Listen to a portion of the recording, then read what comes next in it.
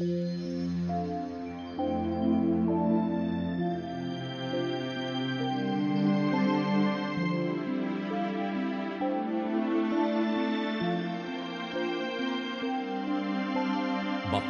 ang bumabasa at ang nangakikinig ng mga salita ng hula at tumutupad ng mga bagay na nangasusulat doon, sapagkat ang panahoy malapit na.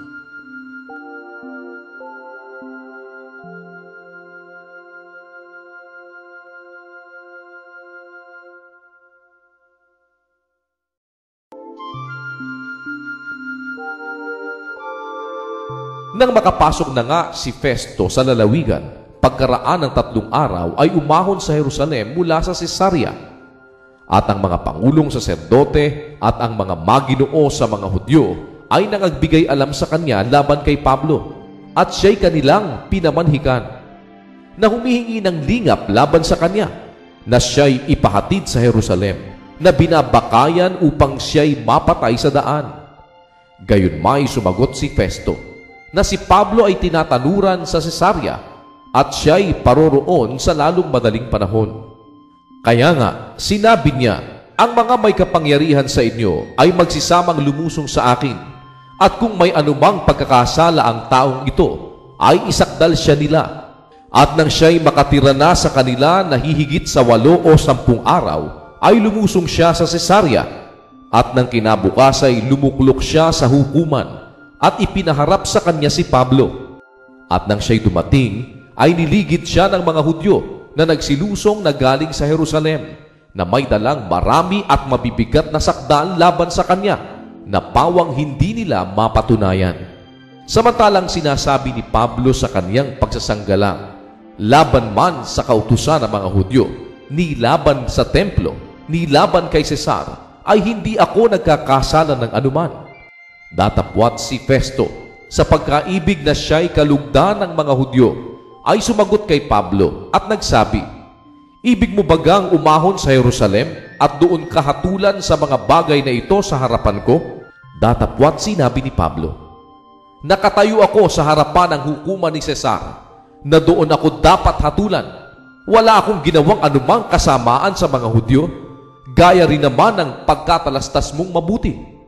Kung ako nga'y isang makasalanan at nakagawa ng anumang bagay na marapat sa kamatayan, ay hindi ako tumatangging mamatay. Datapwat kung walang katotohanan ng mga bagay na ipinagsasakdal ng mga ito laban sa akin, ay hindi ako maibibigay ng inuman sa kanila. Maghahabol ako kay Cesar. Nang magkagayon si Festo, nang makapagpanayam na sa Sanhedrin, ay sumagot, naghabol ka kay Cesar ka paparoon. Nang makaraan nga ang ilang mga araw, si Agripa na hari at si Bernice ay nangagsidating sa Cesarea at nagsibati kay Festo.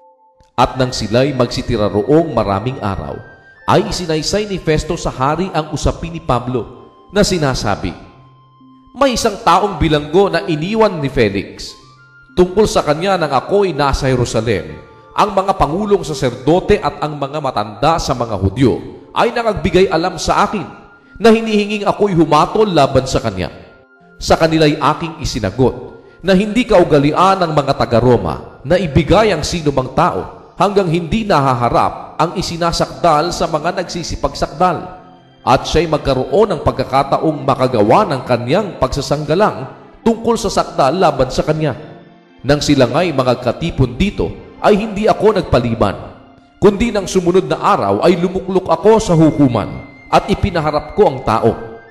Tungkol sa kanya, nang magsitindig ang mga nagsisipagsakdal, ay walang anumang sakdal na masamang bagay na maiharap sila, na gaya ng aking sinapantaha, kundi may ilang mga suliranin laban sa kanya tungkol sa kanilang sariling relihiyon at sa isang Jesus na namatay na pinatutunayan ni Pablo na ito'y buhay.